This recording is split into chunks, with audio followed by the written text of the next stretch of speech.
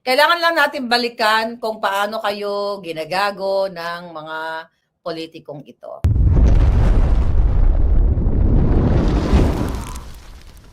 Pinapakita ko yan sa inyo, nangyari yan, ang balitang yan, August 23, 2017. Okay, tignan nyo yung data.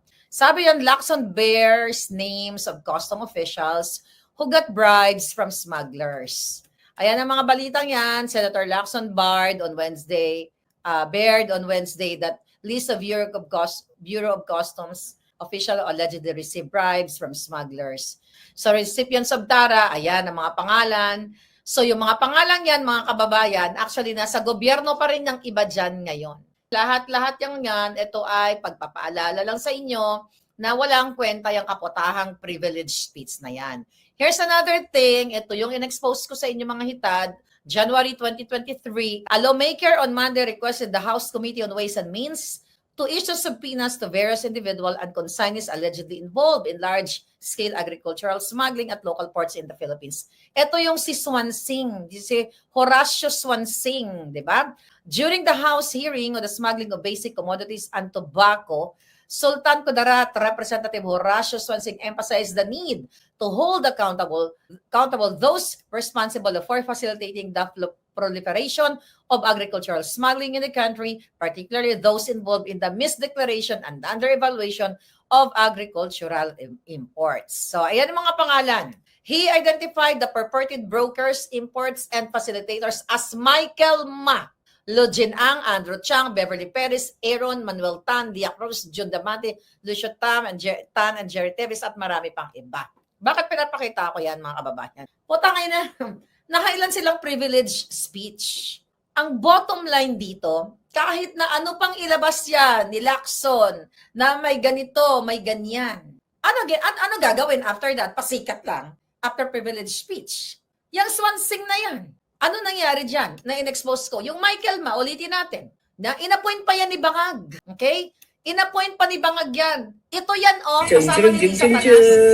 Oh, hi. You guys are great. Thanks for the support. Okay, thank you very much. Sama-sama tayo. Babago muli. Okay, naalala nyo yan. Okay?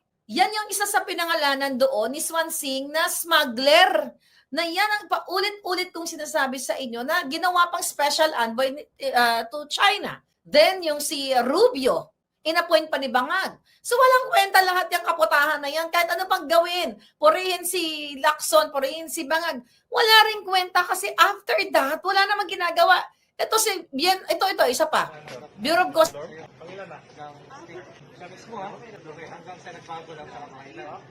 Si Mark, sasabi sa'yo. Tapos, pagkay na, kompleto niya sa 7 default. Ito na, give sa'yo. Ikaw naman, sasabihin mo na kay Ben Rubio. Tapos, ito na, kompleto niya protection. Ihatid sa bahay niya. Sa Tigolis Pili. Yung mo doon, sakit, lalabas na si Ben. Iabot eh. Asa lang ano na ba yung nag-aabasa? Tahod. Parang parmagkano. Okay. Pinakamababa. Paano si Mark? Okay, katulad yan. 2017 yan, sa Bureau of Customs. Isinawalat ko na lang sa inyo yan. Yung ano na yan, yung whistleblower na yan, sinasabi na si Bienvenido Rubio ay kasabwat sa extortion, bribery, pagnanakaw, lahat. Ano nangyari? Ayun, no, may patotoo na may nangyari ba kay Rubio? Inappoint pa sa Bureau of Customs at patuloy ang kanilang pagnanakaw sa kaban ng bayan. Here's another thing, ito si Horacio. Lahat.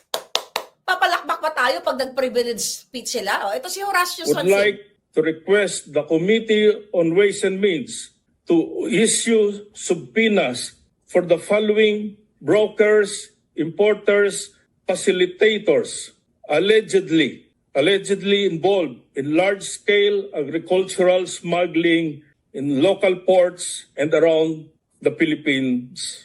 Namely, Michael Ma, Lujin Ang. Anyway, napakita nyo na yon. Kaya ako binabalikan sa inyo, wala namang kwenta yung kaputang inahan nilang mga privilege speech, mga kababayan. Wala rin mangyayari dyan dahil nga drama 101. Dahil ang puno ng kawatan sa Pilipinas mismo ang gobyerno ni Bangag. Halos lahat yan sa Kongreso, sa Senado ay mga magnanakaw. Kaya nga sabi ko sa inyo, Ang dapat talaga yan ay igarote yung mga hayop na yan. Hindi na kayo matakatakas yan, puro na lang sarsuela, puro na lang palabas ang ginagawa sa inyo. Natuwa ka ba kay Lacson dahil nag-privilege speech siya? At yan ngayon ang headline. Tignan natin. Yan ngayon ang headline, mga kababayan. What else? Ano pa? Puro flood control. Flooded gates of corruption. Binunyag ni Ping Lacson. Puro ganyan. Diba sikat si Ping Lacson? Nagpasalamat kay Bangag. Ayan. Si Ping Lacson. Ano sabi dito? Tingnan mo. Ano pa? Puro lahat. Okay. Nagalit si President Bangag nang mabisto niya ang isa umanong ghost flood control project sa Bulacan. Ay, nako. Lahat ito kajotahan. Wala na lahat yan. Kaya nga, garote nyo na yan. Lahat ito wala. Nakita nyo? Kaya ako pinakita sa inyo mga previous speech. Yung mga previous speeches ng mga hayop. Kunyari, aanuhin itong mga tiwali sa Bureau of Customs. Ganon din si Ping Lacson. Ano nangyari doon? May nangyari ba? In 2017, sa privilege speech niya? Nahuli ba ito sila Rubio? Nakulong ba sila? Ibinitay ba sila? O wala tayong parusang ganyan. Nagurgur ba sila? O nakulong man lang para makabayad sila sa kaputahan nila? And now, here we go again. Speech ni Lacson, Speech ni ganito, ni ganyan. Speech si Tiangco, Lahat yan scripted. Sabi ko nga, diversion yan sa tunay na issue na ang adik niyong presidente ay patuloy na naglulustay ng pera ng bayan at ang pinakamagandang imbestigan niyan, yung addiction nila, yung pulboronic effects dito sa Beverly Hills. Nasangkot ang gobyerno ni Marcos Jr., si Lisa Tanas, ginastos ang pera ng bayan at may namatay pa silang kasama dito at huling-huli na yung kanilang Deputy Undersecretary na si Dina Arroyo Tantoco ay addictus benedictus at recorded dito sa Beverly Hills Police. At ang imbestigahan nyo, Lacson, kung para talaga kayo sa bayan, yung kidnapping na ginawa ni Lisa Tanas. Diba?